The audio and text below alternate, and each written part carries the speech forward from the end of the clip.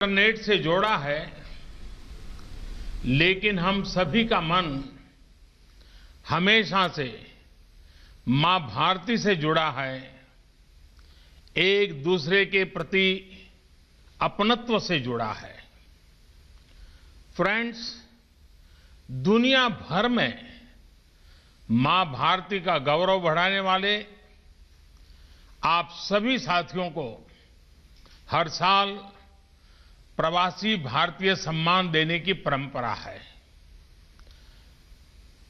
भारत रत्न स्वर्गीय अटल बिहारी वाजपेयी जी के मार्गदर्शन में जो यात्रा शुरू हुई, उसमें अभी तक 60 अलग अलग देशों में रहे करीब 240 महानुभावों को ये सम्मान दिया जा चुका है। इस बार भी इसकी घोषणा की जाएगी।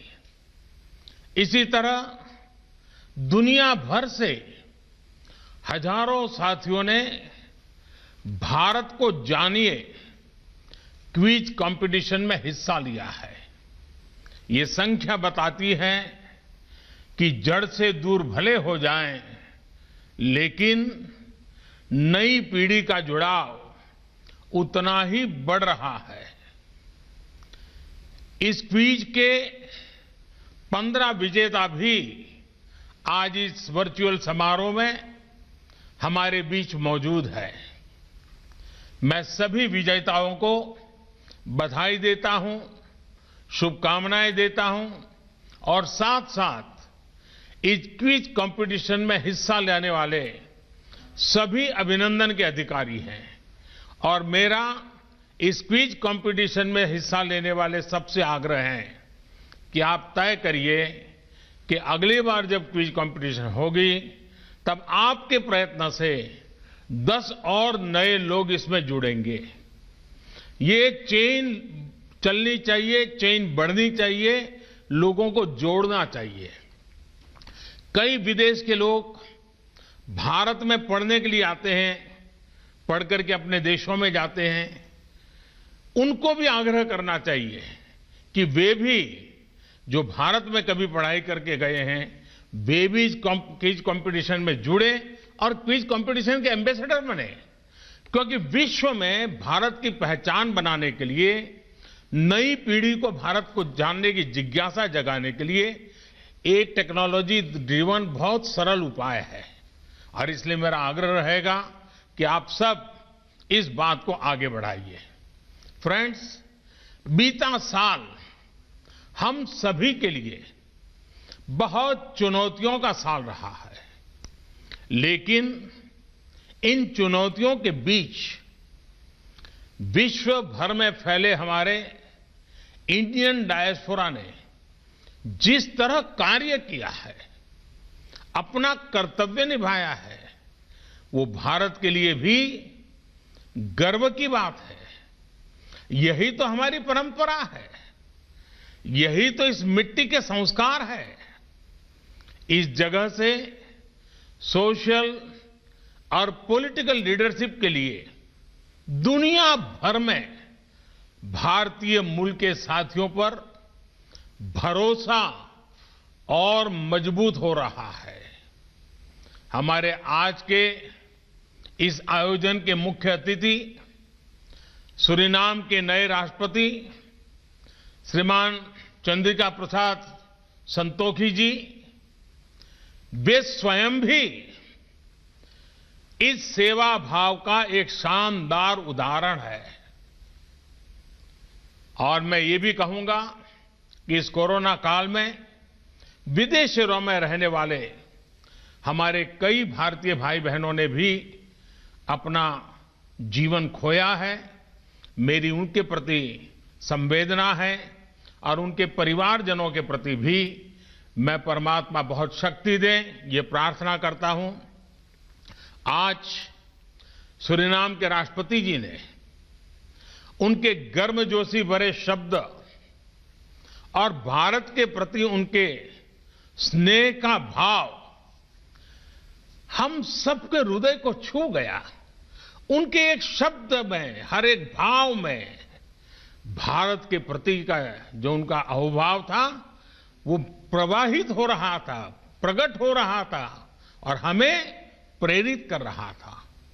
उनकी तरह मैं भी आशा करता हूं कि हम शीघ्र ही मिलेंगे और हमें भारत में सूरीनाम के राष्ट्रपति जी का भव्य स्वागत करने का अवसर भी मिलेगा। बीते वर्ष में प्रवासी भारतीयों ने हर क्षेत्र में अपनी पहचान को और मजबूत किया है। साथियों, मेरी बीते महीनों में दुनिया के अनेक हेड्स ऑफ द स्टेट से चर्चा हुई है। स्टेट हेड्स ने इस बात का विशेष तौर पर जिक्र किया कि कैसे उनके देश में प्रवासी भारतीय डॉक्टर्स, पैरामेडिक्स और सामान्य भारतीय नागरिकों द्वारा किस प्रकार से सेवा हुई है, चाहे मंदिर हो, चाहे हमारे गुरुद्वारे हो, चाहे लंगर की हमारी महान परंपरा हो, हमारी अनेक छोटे मोटे सामाजिक, सांस्कृतिक, धार्मिक संगठनों ने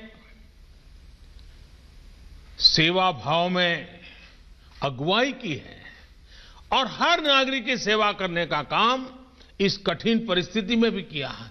ये दुनिया के हर देश में जब मुझे सुनने को मिलता है, कितना गर्व होता है। और आप अंदाज लगा सकते हैं, जब फोन पर मैं आपकी प्रशंसा सुनता था और दुनिया के हर नेता काफी समय आप ही के गुणगान करता था, और ये बात जब मैं हमारे साथियों से बांटता था, हर किसी का मन खुशियों से भर जाता था, गौरव होता था। आपके ये संस्कार दुनिया के हर कोने में उजागर हो रहे हैं। कौन भारतीय होगा जिसको अच्छा न लगता होगा। आप सभी ने जहां आप रह रहे हैं वहां ही नहीं बल्कि भारत में, भारत की कोविड से चल रही लड़ाई में भी हर प्रकार से सहयोग किया है। पीएम केयर्स में आपने जो योगदान दिया वो भारत में हेल्थ इंफ्रा, उसको सशक्त करने में काम आ रहा है। इसके लिए मैं आप सभी का आभार व्यक्त करता हूं। साथियों, भारत के महान संत और दार्शनिक संत तिरुवल्लुवर ने दुनिया के सबसे प्राचीनतम भाषा, और ये हम गर्व से कहना चाहिए, दुनिया की सबसे प्राचीनतम भाषा तमिल, उस तमिल भाषा में संत तिरुवल्लुवर जी ने कहा है, केयडरियाक केट्ट इड्डुतम वंड्रगुंडा नांडेन्प नाटिन तलई। इसका भाव है कि दुनिया की सर्वश्रेष्ठ भूमि वो है जो अपने विरोधियों से बुराइयां नहीं सीखती और जो अगर कभी कष्ट में भी आई तो दूसरों के कल्याण में कोई कमी नहीं करती। साथियों, आप सबने इस मंत्र को जी करके दिखाया है। हमारे भारत की हमेशा यही विशेषता रही है। शांति का समय हो या संकट का, हम भारतीयों ने हर परिस्थिति का हमेशा डट करके मुकाबला किया है। इस वजह से इस महान भूमि को लेकर एक अलग व्यवहार हमने देखा है। जब भारत ने कॉलोनियलिज्म के विरुद्ध मोर्चा खोला तो दुनिया के अनेक देशों में आजादी के संघर्ष के लिए ये प्रेरणा बन गया। जब भारत टेररिज्म के सामने खड़ा हुआ तो दुनिया को भी इस चुनौती से लड़ने का नया साहस मिला। साथियों, भारत आज करप्शन को खत्म करने के लिए टेक्नोलॉजी का ज्यादा से ज्यादा इस्तेमाल कर रहा है। लाखों करोड़ों रुपए जो पहले तमाम कमियों की वजह से गलत हाथों में पहुंच जाते थे, वो आज सीधे लाभार्थी के बैंक खाते में पहुंच रहे हैं। आपने देखा होगा, भारत ने जो नई व्यवस्थाएं विकसित की हैं, उनकी कोरोना के इस समय में वैश्विक संस्थाओं ने भी भूरी भूरी प्रशंसा की है। आधुनिक टेक्नोलॉजी से गरीब को एम्पावर करने का जो अभियान आज भारत में चल रहा है, उसकी चर्चा विश्व के हर कोने में है, हर स्तर पर है। भाइयों और बहनों, हमने दिखाया है कि रिन्यूएबल एनर्जी के मामले में डेवलपिंग वर्ल्ड का कोई देश भी लीड ले सकता है। आज भारत का दिया वन सन, वन वर्ल्ड, वन ग्रिड, ये मंत्र दुनिया को भी अपील कर रहा है। साथियों, भारत का इतिहास गवाह है कि भारत के सामर्थ्य, भारतीयों के सामर्थ्य को लेकर जब भी किसी ने आशंका जताई, सारी आशंकाएं गलत साबित हुई है। गुलामी के दौरान विदेश में बड़े बड़े विद्वान कहते थे कि भारत आजाद नहीं हो सकता क्योंकि ये तो बहुत बटा हुआ है। वो आशंकाएं गलत साबित हुई और हमने आजादी पाई। साथियों, जब भारत को आजादी मिली तो ये भी कहा गया कि इतना गरीब और इतना कम पढ़ा लिखा भारत, ये भारत तो टूट जाएगा, बिखर जाएगा, डेमोक्रेसी तो यहां असंभव है। आज की सच्चाई यही है कि भारत एकजुट भी है और दुनिया में डेमोक्रेसी अगर सबसे मजबूत है, वाइब्रेंट है, जीवंत है, तो वो भारत ही है। भाइयों और बहनों, आजादी के बाद ही दशकों तक ये नैरेटिव भी चला कि भारत गरीब, अशिक्षित है, इसलिए साइंस और टेक्नोलॉजी में इन्वेस्टमेंट की संभावनाएं कम आंकी गई। आज भारत का स्पेस प्रोग्राम, हमारा टेक स्टार्टअप इकोसिस्टम दुनिया में अग्रणी है। कोविड की चुनौती के साल में भी कई नए यूनिकॉर्न्स और सैकड़ों नए टेक स्टार्टअप्स भारत से ही निकल करके आए हैं। फ्रेंड्स, पैंडेमिक के इस दौर में भारत ने फिर दिखा दिया कि हमारा सामर्थ्य क्या है, हमारी क्षमता क्या है। इतना बड़ा देश, डेमोक्रेटिक देश, जिस एकजुटता के साथ खड़ा हुआ, उसकी मिसाल दुनिया में नहीं है। पीपीई किट्स हो, मास्क हो, वेंटिलेटर्स हो, टेस्टिंग किट्स हो, ये सब भारत बाहर से ही मंगाता था। आज इस कोरोना कालखंड में ही उसने अपनी ताकत बढ़ाई और आज भारत न सिर्फ इनमें सेल्फ रिलायंट बना है, बल्कि इनमें से कई प्रोडक्ट्स का एक्सपोर्ट भी करने लगा है। आज भारत दुनिया के सबसे कम फैटेलिटी रेट और सबसे तेज रिकवरी रेट, उन देशों में भारत एक है। आज भारत एक नहीं बल्कि 2 made in India corona vaccine के साथ मानवता की सुरक्षा के लिए तैयार है। दुनिया की फार्मेसी होने के नाते दुनिया के हर जरूरतमंद तक जरूरी दवाएं पहुंचाने का काम भारत ने पहले भी किया है और आज भी कर रहा है। दुनिया आज सिर्फ भारत की वैक्सीन का इंतजार ही नहीं कर रही, बल्कि दुनिया का सबसे बड़ा वैक्सीनेशन प्रोग्राम भारत कैसे चलाता है, इस पर भी नजरें हैं। साथियों, इस वैश्विक महामारी के दौरान भारत ने जो सीखा है, वही अब आत्मनिर्भर भारत अभियान की प्रेरणा बन गया है। हमारे यहां कहा गया है, शतहस्त समाह